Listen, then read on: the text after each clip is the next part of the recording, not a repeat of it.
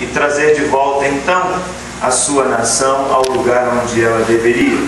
Tudo caminhou muito bem, muita alegria, eles foram cantando pelo meio do caminho, era uma jornada longa, e eles chegaram em Jerusalém, irmãos, e as primeiras ofertas que foram recolhidas entre o povo foram entregues. Tudo estava pronto para o início da reconstrução da vida daquele povo. Mas o período inicial, cheio de euforia, foi dando espaço e tempo para outras situações.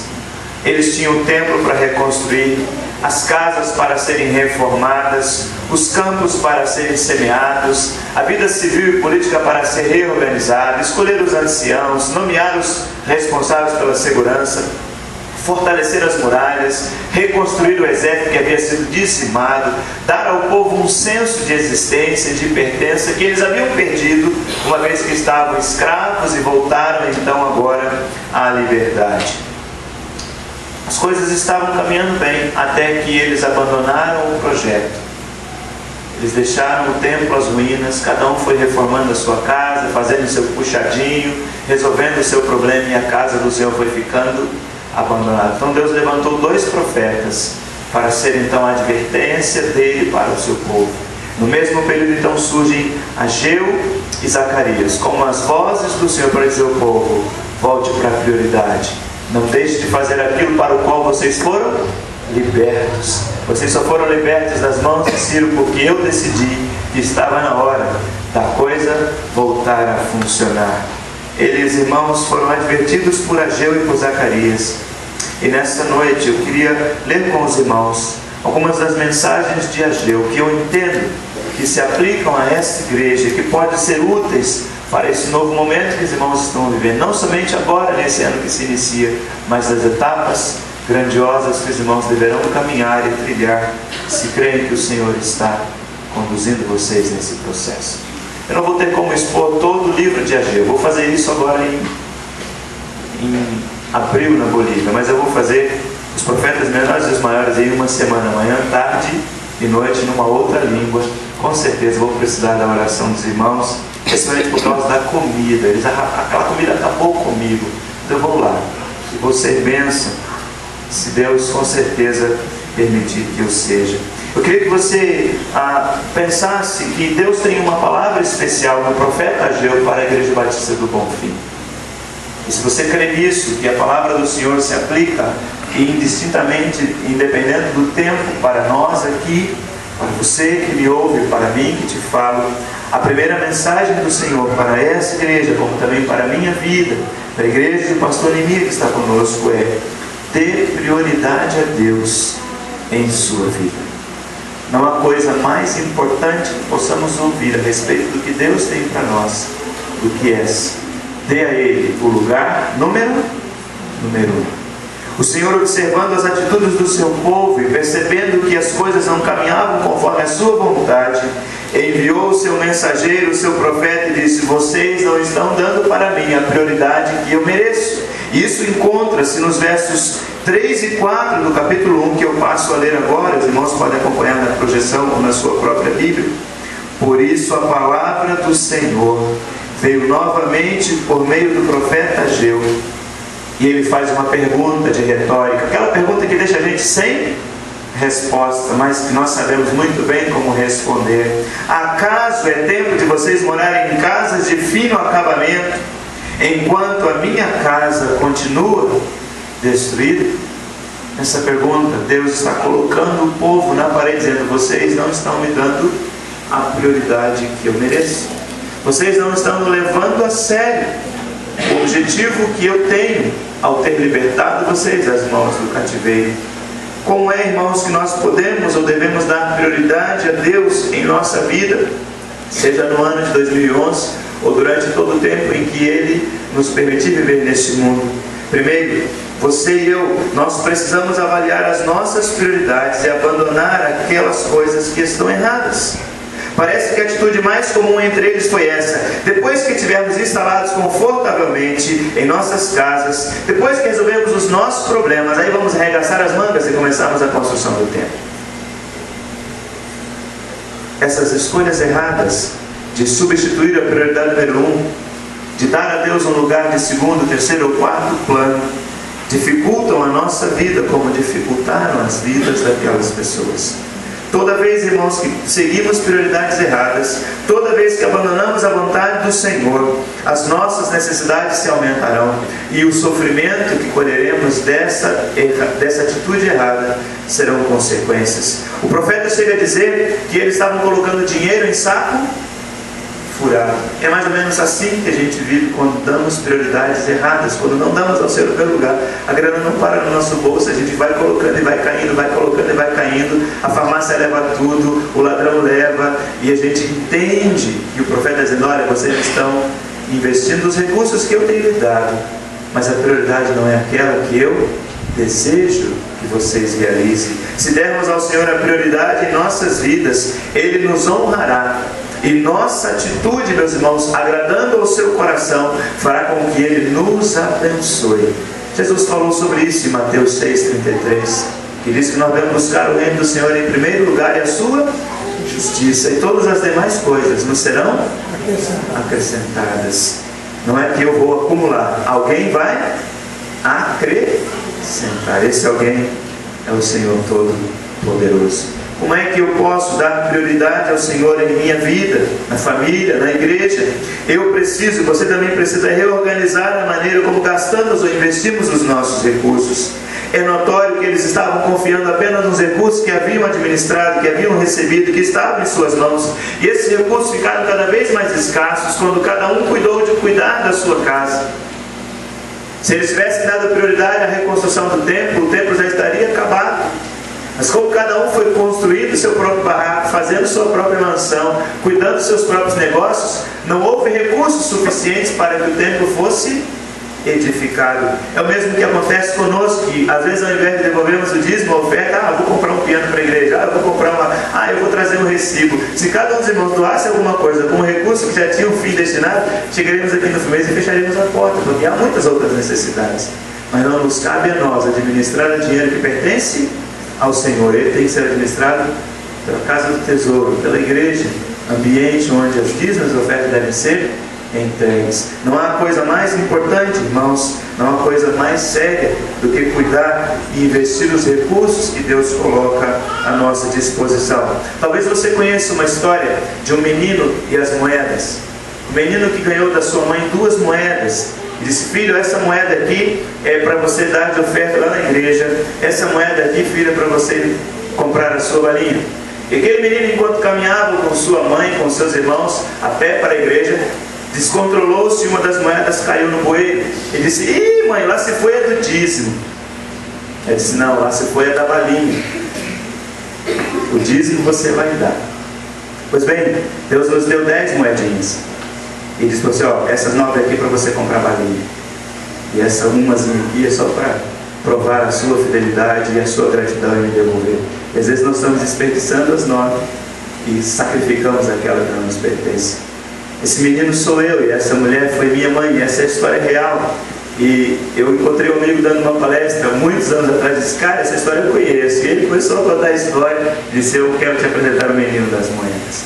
A experiência com o Senhor, meus irmãos, também envolve os nossos recursos. Quantas vezes a nossa fé diminui ou a nossa incredulidade aumenta quando falamos de organização financeira, de planejamento doméstico. Ah, pastor, mas não sobra porque está gastando mal. Ah, pastor, mas não dá porque não sabe fazer um plano orçamentário. A minha sugestão para os irmãos, no próximo desafio que vão ter: Deus tem abençoado os irmãos, parceiros têm investido, ofertas têm sido dadas, mas é só o terreno, o negócio nem começou ainda. Os irmãos vão precisar de quanto para construir? Os irmãos têm ideia? Tem ideia?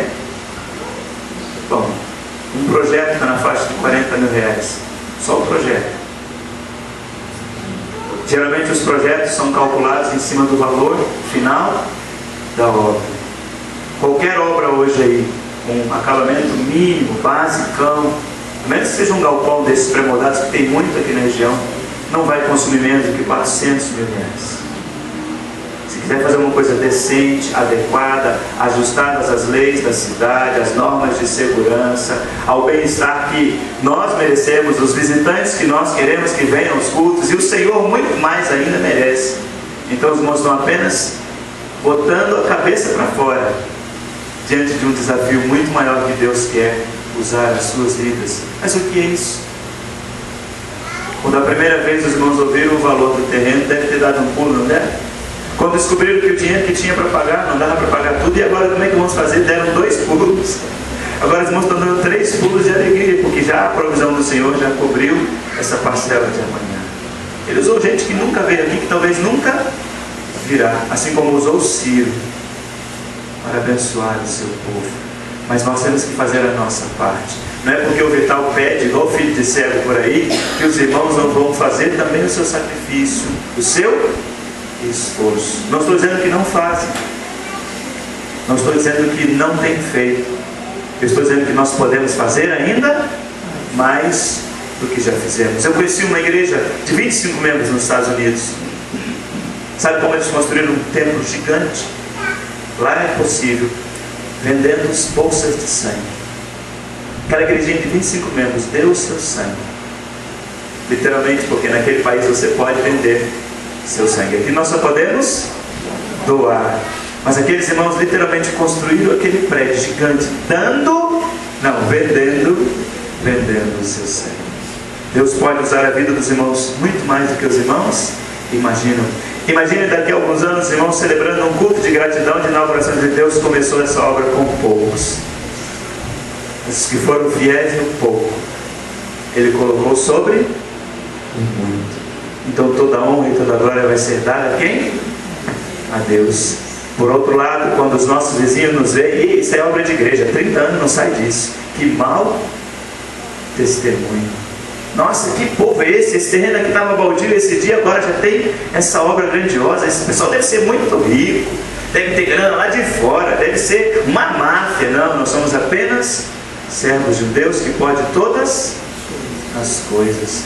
Dê prioridade, meu irmão, dê prioridade. De que maneira? Envolvendo-se na construção do futuro templo. Não estou nem falando mais do pagamento do terreno, porque isso já é fato consumado, já é fatura liquidada. Eu creio nisso. Se você não crê, tem a oportunidade de acreditar nisso. Eu só estou pensando num outro estágio. Agora vamos dar um descanso, vamos dar um refresco aqui. Não, se der descanso, vai ficar o capim crescendo lá, vai ficar como os irmãos fizeram no passado. Cada um foi cuidar da sua casa e o templo ficou o quê? Para os ratos, para os covis. E o nome do Senhor não estava sendo engrandecido. E Deus também não estava satisfeito, tanto que mandou 2 profetas, porque um só não deu conta do recado. Esdras não conseguiu cumprir a missão. Depois Deus teve que levantar um outro sujeito chamado Neemias. Tem um charadeiro aqui, né? Neemias teve que vir com grana, agora vindo do próprio rei, que deu dinheiro também, e homens e força militar, para que não pudesse, uma vez agora que os inimigos estavam atacando a cidade que estava desmurada e não protegida. Envolver-se nessa obra, meus irmãos, vai ser um desafio muito grande. Mas que são os desafios para um Deus que tudo pode? Aqueles irmãos abandonaram a construção do templo porque perderam a visão, deixaram a visão morrer. Alguém foi necessário encorajá-los. Esse alguém foram os profetas. Eu tenho certeza que não faltarão Ageus e nem Zacarias para lembrar os irmãos da visão do Senhor para esta igreja, seja enquanto estiver aqui e depois que se mudar daqui para um novo espaço, para que o nome do Senhor seja engrandecido. Entre nessa, como dizem os cariocas, de cabeça. Entrar de cabeça é entrar inteiro no processo. Mas há uma outra maneira, irmãos e irmãs, de darmos prioridade ao Senhor em nossa vida. Eu chamo isso de responder rápida e positivamente à voz do Senhor. Quando foram confrontados pelo Espírito Santo de Deus, eles responderam. Esse é um bom exemplo para nós seguirmos. Não precisamos ter medo dos desafios, nem duvidar da capacidade do Senhor de nos surpreender. Nós completaremos qualquer tarefa que Deus colocar diante de nós, se crermos que a vitória é nossa. Lembra de Pedro? Senhor, eu posso andar aí? Pode vir, Pedro. E Pedro começou a andar sobre as águas. O primeiro surfista da história. Não, o primeiro foi Jesus, depois foi ele. E aí Pedrão estava andando tranquilo, não estava? Aí ele foi dar uma olhadinha para ver se estava andando. O que aconteceu com ele? Quase se afogou. E ele sabia nadar, porque pescador sabe nadar. Ele esqueceu até porque ele já sabia. Ele se afogou e Jesus então teve que socorrê-lo. Sabe, meus irmãos, nós precisamos crer e responder aos chamados do Senhor. Não duvide, não deixe passar a oportunidade. Não passe a bola para a próxima geração. É a sua geração que vai ter que arregaçar as mangas e ampliar a tenda. Se quiser ver os filhos dos seus filhos e outros alcançados por Ele, tendo a oportunidade, tendo a chance de instalar-se e estabelecer-se num lugar mais adequado, mais confortável. Talvez vocês não desfrutarão, mas não tem problema. Seus nomes e as suas memórias serão celebradas como aqueles valentes, aquelas valentes que em nome do Senhor fizeram proezas. Não presepada, está cheio de gente fazendo presepada. Proeza. Essa é a primeira mensagem. Dê prioridade. A segunda é: seja fortalecido por Deus. Você já deve ter tido que reconstruir alguma coisa na sua vida. Eu estou tendo que reconstruir a minha boca. Já gastei 5 mil reais com o dentista, vou gastar mais 5. 2 dentes vão custar 5 mil, 2.500 cada um. Sua boca vale uma grana, viu? Meu sogro faz dentadura. Por 200 eu tinha uma, mas dá muita mão de obra também cuidar de uma dentadura. O médico está reconstruindo uma parte da minha boca. E que mão de obra reconstrução. Tem uma reforma lá na sua casa, você contratou um pedreiro, ele contratou por 500, quando começa a fazer você paga 2.000, porque vai aparecendo coisa que não estava visível no ato do orçamento. Por isso que em reforma nenhum pedreiro faz orçamento definitivo, porque ele sabe que ele pode entrar numa roubada, ele pode dar um preço pequeno, daqui a pouco o trabalho será muito grande. Eles tinham que reconstruir. Esse negócio de reconstruir não é agradável, envolve esforço, energia, despesa. O bom seria que aquele templo não tivesse sido destruído. Alguns já devem ter pensado: o bom seria que nossa igreja não crescesse, porque esse espaço pequeno aqui demoraria muitos anos. Jesus voltaria, a gente não teria que se envolver com esse negócio. Eu me lembro de uma igreja que eu trabalhei lá, que os irmãos pediram para parar de pregar evangelístico, porque a igreja estava crescendo, se continuasse crescendo, teria que comprar um novo lugar, e eles não estavam a fim de gastar dinheiro, nem de mexer com cimento. Essa não é a visão do Senhor. A visão do Senhor é para que nós alarguemos as nossas tendas. É claro que um dia aquele espaço lá também vai estar pequeno. Um sujeito chamado Winston Churchill disse que nós construímos os prédios e ele nos limita. Mas essa geração tem o compromisso de fazer o espaço para a geração seguinte, e a geração seguinte tomando as decisões que estiverem de acordo com o seu tempo e com o seu momento. A nossa comunidade perdeu a oportunidade de construir o nosso templo. Nós somos sem teto, vivemos no Lar Batista lá como inquilinos, comodatários. Quando eu cheguei lá, uns 13 anos, disse: irmãos, eu tenho um projeto, tenho um engenheiro, o terreno está aí. Tinha uns inquilinos no cego, tirando todo mundo de lá, uma confusão, justiça. Ah, pastor, a gente pode ficar aqui nesse prédio por 50 anos, ele cabe 600 pessoas, tá bom pra gente. Irmãos, vai chegar uma hora que nós vamos precisar construir o nosso templo e não vamos poder. Estamos tendo que murar o terreno e fechar para que ele não seja invadido pelo povo da favela. E a prefeitura mudou o zoneamento da cidade, nós não podemos construir. Só se fizer ilegal, mas eu não sou homem de fazer coisas ilegais. Se quiser fazer, vai fazer sem mim. E se esse comodato com o Lar Batista vencer, e vai vencer daqui a alguns anos, e se eles não quiserem reformar ou nos dar a possibilidade de continuar? Por quê? As oportunidades passam. Daqui a algum tempo o zoneamento também vai interferir aqui, ali, acolá. Em muitas cidades não podemos mais ter templos do lado de casas e de moradias. Então nós temos que aproveitar o tempo oportuno. E qual é o tempo oportuno? O dia de hoje. O que pudermos fazer agora, o que pudermos fazer hoje, não vamos deixar para depois. Ah, mas nós somos uma igreja pequena, uma comunidade com poucos recursos. Ah, mas a gente tem medo de começar e depois não conseguir terminar. Ah, nem todo pastor tem vocação para ser engenheiro. É mesmo, muitos não tem mesmo, não quero saber nem de obra. Mas veja o que diz o Senhor para a gente no capítulo 1, no verso 13, 14 e 15. Então Ageu, o mensageiro do Senhor, trouxe esta mensagem do Senhor para o povo. Qual é a mensagem, meus irmãos? Eu estou com você. Você pode ler isso para você mesmo em voz alta? Eu estou com vocês, declara o Senhor. Assim o Senhor encorajou o governador de Judá, Zorobabel, filho de Selatiel, o sumo sacerdote, filho de Jeozadaque, e todo o restante do povo, e eles começaram a trabalhar no templo do Senhor dos Exércitos, seu Deus, no 24º dia do 6º mês, do 2º ano do reinado de 2 anos depois, cara. O rei tomou posse, deu a liberdade para eles irem para a sua terra. 2 anos depois é que a obra começou. Terminou 2 anos mais tarde, né? Terminou 2 anos depois do tempo que poderia ter sido concluída. Eles estavam se sentindo desanimados, estavam enfraquecidos diante da grandeza do desafio, estavam frustrados porque sua mente estava presa ao passado. Particularmente, irmãos, porque eles percebiam que aquele templo que eles estavam construindo agora seria menor do que o anterior. Os irmãos estão saindo de um espaço menor para um espaço maior. Dá um almedão, não dá? Como é que vai ser? Eles estavam saindo de um espaço maior e indo para um espaço menor. Vivendo do passado. No meu tempo. No passado como é que era bonito. Agora vai ser uma coisa menor. Mas Deus faz uma coisa grandiosa quando diz que a glória do menor, do segundo templo, seria maior que a glória do maior. Então a glória não está nas coisas que fazemos. A glória está em quem? Em Deus, que faz através de nós e no meio de nós.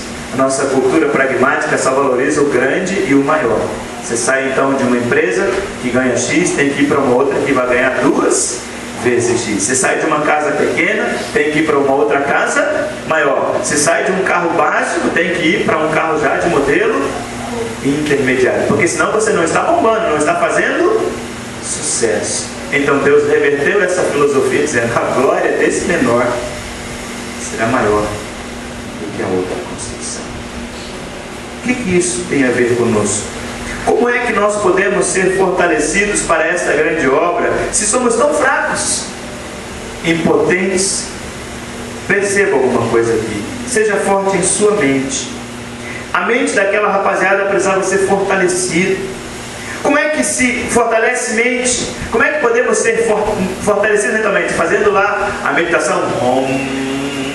Não.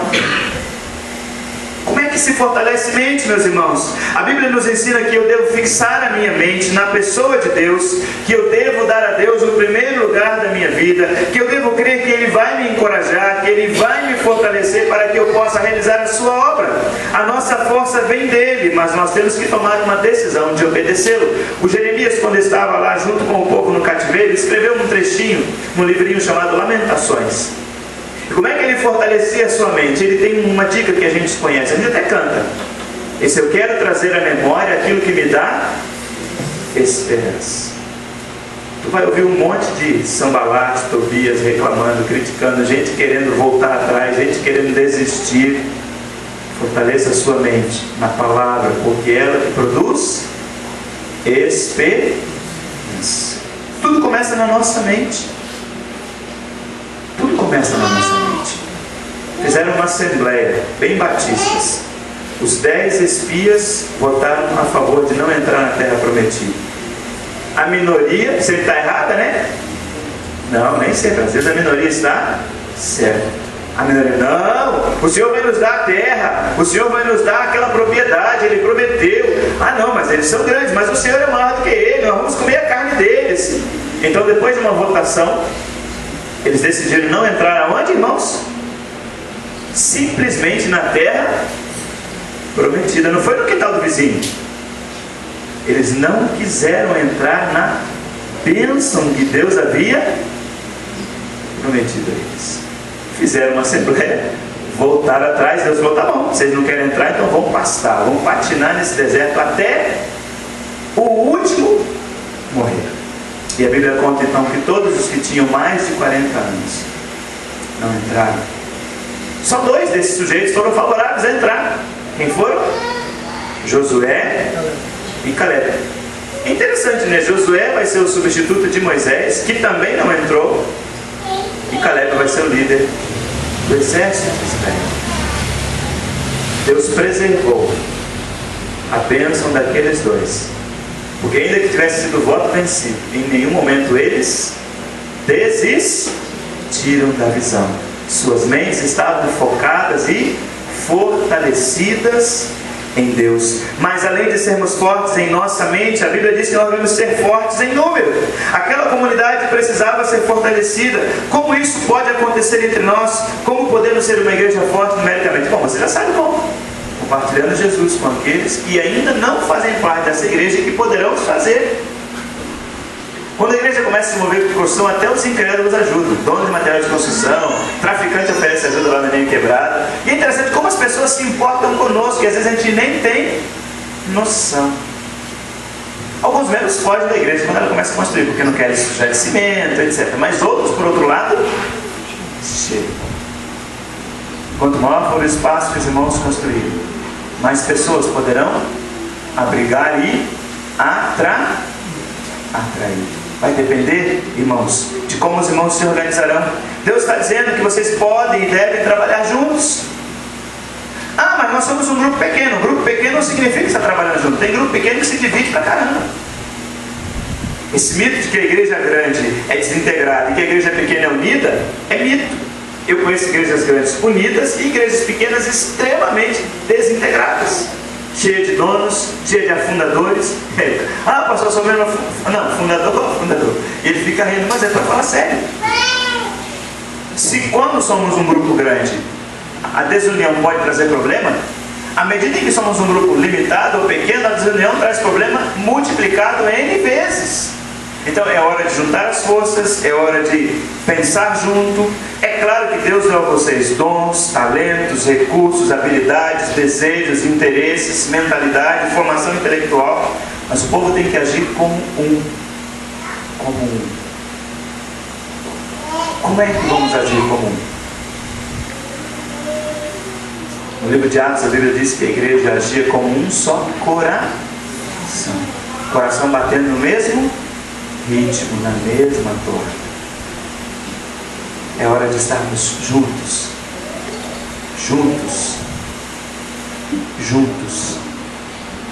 fortalecidos pela unidade do Espírito Santo. Apesar da diversidade, atrairemos mais pessoas para o nosso meio. Atrairemos mais cooperadores que já vivem por aqui e alcançaremos aqueles que Deus quer transformar em futuros membros da Igreja Batista do Bonfim. Quantos milhares de pessoas vivem nessa região e que podem se tornar membros dessa igreja? Quantos? Quantos peixes tem aqui nesse lagão? Quantos pescadores estão pescando? É sério isso? Os irmãos têm uma bênção e um problema. Tem uma missionária, que os irmãos acabam acreditando que ela é responsável por fazer todo o trabalho. É bênção poder ter uma, mas é um problema quando a gente descansa e joga a responsabilidade só para ela. Eu também tenho lá na nossa igreja, e a gente sofre às vezes essa desinteligência de achar que porque temos uma missionária significa então que devemos fazer, porque temos juntas missionárias, agências missionárias. Não, irmãos, enquanto mais nós pudermos nos envolver com esse negócio da evangelização, mais as pessoas serão alcançadas e mais pessoas estarão conosco. Só tem duas maneiras de uma igreja aumentar sua receita: ou você contribui mais, aumente seu percentual de 10 para 20 para 30 até 90, como alguns já dão em alguns lugares do mundo, ou você ganha novas pessoas para Cristo, e essas novas pessoas passam também a ser novos contribuintes. Acho que às vezes tem gente preferindo pagar mais, gastar mais, do que encontrar novos crentes por aí. Seja forte, meu irmão, minha irmã, no Senhor. As pessoas buscavam, irmãos, a força na sua própria estrutura pessoal, mas nós devemos buscar força no Senhor. Deus diz para nós: olha, a força está em mim. Esse foi o segredo de Sansão e de Gideão. Sansão está dando agora na Record. Nem sempre está seguindo o que a Bíblia diz, mas pelo menos está falando alguma coisa. Mas eu gosto muito de Gideão. Gideão, seu povo estava acossado pelo inimigo, o exército estava acuado, ninguém estava plantando, ninguém estava colhendo, e eles estavam matando o povo de fome. E Sansão então vai lá para o lagar era o lugar onde as mulheres trabalhavam pisando as uvas, e com um feixinho de trigo ele estava meio que abaixadinho e pisando, batendo ali, tentando fazer alguma coisa para que sua casa não ficasse desprovida do pão. Aí um anjo do Senhor aparece para Sansão e falou: Sansão não, sai do lugar de Gideão, Sansão. E ele diz assim: Gideão, eu quero você. Ah, Senhor, mas eu sou fraco. Não, mas é você. Eu quero. Ah, mas então faz o seguinte, ó, se o senhor quiser que eu vá mesmo, então molha esse novelo de lã aqui. Mas não molha a terra, não. E Deus então molhou só o novelo de lã. Agora, Senhor, para eu ter certeza mesmo que o Senhor vai usar a minha vida, que sou eu mesmo o sujeito, tu molha então a terra, mas não molha o novelo de lã. Foi aprovado no teste. Ai, Deus quer que eu vá, que eu lute, que eu peleje, que eu lidere. Aí foi e começou a arrebanhar pessoas. E ele era um cara muito convincente, porque muita gente se juntou a Gideão para enfrentar ele. Aí Deus falou: tem muita gente aí, Gideão. Vamos fazer um teste. Manda essa rapaziada beber água. E foram beber água. E do jeito de beber água já foram eliminados milhares e milhares dos voluntários. E Gideão ficou só com uma congregaçãozinha pequena, uma igrejinha pequena. Gideão nos ensina, irmãos, que a força do fraco vem de quem? Do Senhor. Ah, nós somos fracos. Isso é a constatação de uma realidade ou uma desculpa esfarrapada para não fazer isso? Às vezes está mais para uma desculpa do que a constatação de uma realidade.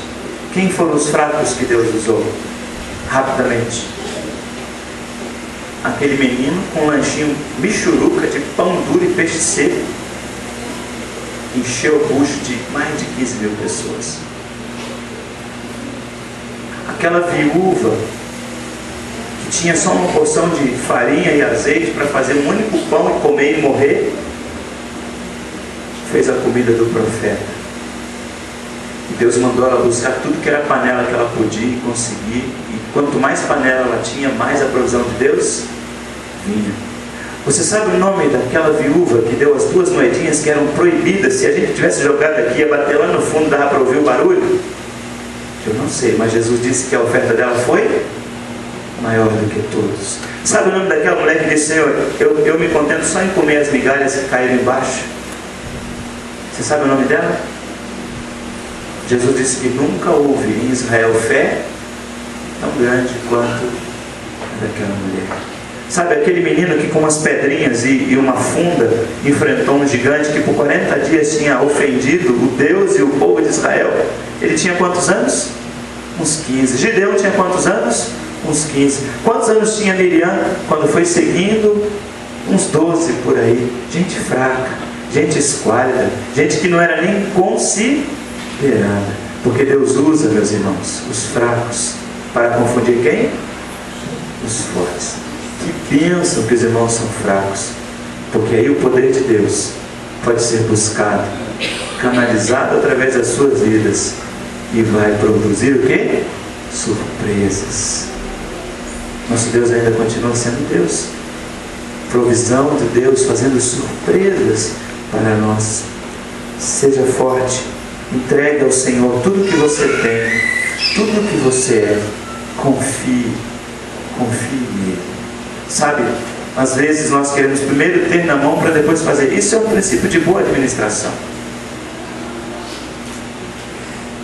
Isso é um princípio de gerenciamento responsável.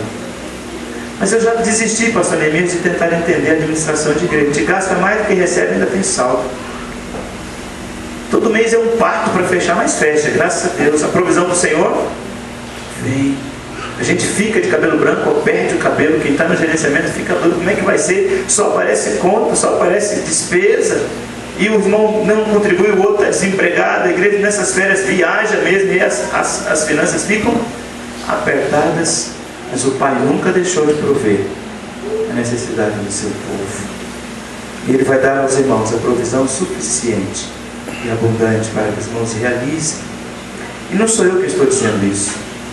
É Ele quem promete isso para os irmãos. Porque se eu disser, não vai passar da minha vontade ou do meu desejo que seja assim. Mas quando Ele diz, meus irmãos, as coisas se realizam. Porque a palavra do Senhor é poderosa.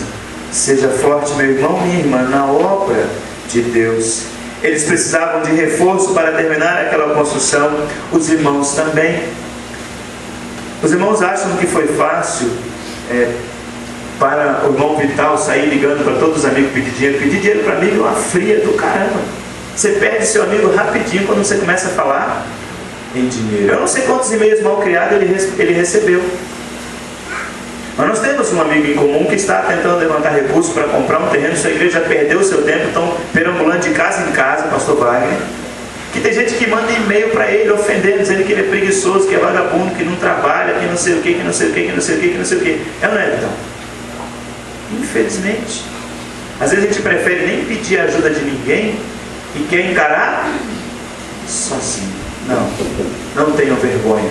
O apóstolo Paulo orientou a igreja de Corinto a recolher dízimos e ofertas para doar aos irmãos que estavam empobrecidos em Jerusalém.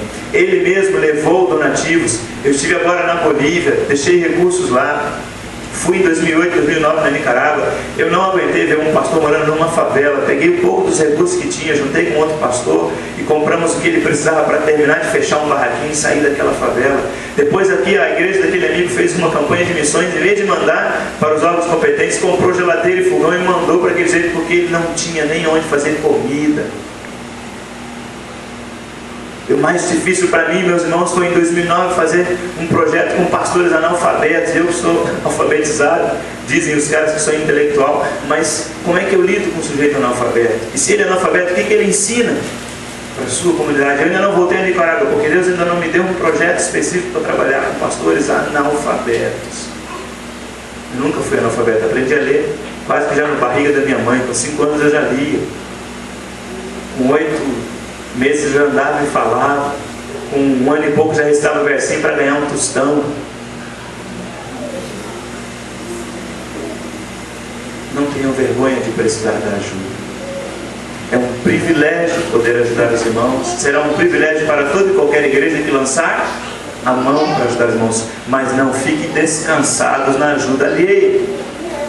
Façam sua parte, se esforcem, porque senão, meus irmãos, a própria bênção de Deus e a fonte que está aberta fica seca. Porque se Deus percebe que nós estamos descansados na sombra, com certeza Ele não terá prazer de nos abençoar. Eu fico pensando, meus irmãos, quantas pessoas desperdiçaram o seu tempo cuidando dos seus interesses particulares e foram deixando o templo em Jerusalém para as traças e para as baratas. O coração do povo era o templo. O nosso coração não é templo, nós não somos de templos. Nosso coração está no Senhor. Mas nós temos a necessidade de ter um lugar adequado para adorarmos ao Senhor, para ensinarmos a palavra do Senhor, para celebrarmos com os nossos amigos, para convidarmos os amigos que queremos levar a Cristo. Construir uma igreja não é a coisa mais importante? Não, construir uma igreja é. Porque igreja e templo não são a mesma coisa. Trabalhe sim na edificação do prédio, mas não descuide da edificação do corpo de Cristo. O apóstolo nos ensina que nós temos que edificar uns aos outros, que temos que viver as chamadas de Deus para a adoração, para o compromisso, para o testemunho, para o ensino da palavra. Nenhum centavo gasto com construção pode ser retirado da obra missionária, do sustento pastoral. Não haverá bênção nisso. A construção será feita com um esforço a mais. Com um esforço a mais. Porque nessa época, às vezes a gente corta tudo, acha que a construção é prioritária, e vai deixando de fazer investimento, e lá na frente a gente constrói o prédio, ele fica vazio, não tem ninguém para colocar dentro dele. A gente construiu o prédio, mas acabou com os relacionamentos. A gente construiu o prédio, mas quando fala em campanha todo mundo sai correndo. Então, construir é importante, mas edificar a igreja é mais importante ainda. Investir na obra de missões é importantíssimo. Instruir as gerações pequenas que estão chegando é necessário. Cuidar do rebanho, ter as necessidades supridas é o necessário. Porque esse prédio, por mais bonito que os irmãos o façam, será destruído pelo fogo. Então sua casa, seu carro, suas roupas também serão destruídas pelo fogo. O que nós levaremos para a eternidade, daquilo que fazemos aqui, são as pessoas que, em nome de Jesus, com ou sem tempo, forem alcançadas pelo testemunho da Igreja Batista do Bonfim. Deus colocou os irmãos aqui nesse lugar. É com esse lugar que os irmãos têm um compromisso. Mas qual é a promessa do Senhor? O que ele disse, meus irmãos? Ele disse que estaria com quem? Convosco, comigo e contigo. E tal, tem mais 2 aqui, vou parar. Já deu 9. Vou deixar para os irmãos as outras 2 mensagens, para que os irmãos possam ler depois, se tal quiser pegar no domingo que vem ou em outro dia, fique à vontade. A outra mensagem diz: seja purificado. Pode passar rapidinho aí, meu irmão. Pode passar. O texto está aí. Ele diz: vocês têm que reconsiderar o caminho.